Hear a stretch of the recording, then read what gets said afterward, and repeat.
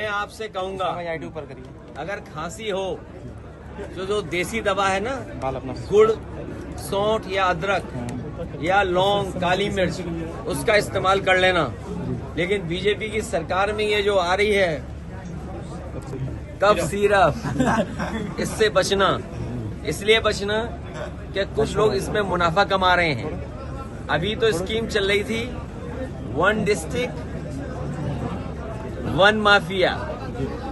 ये ODOP नहीं है, ODOM है ये, 1 डिस्ट्रिक्ट 1 माफिया।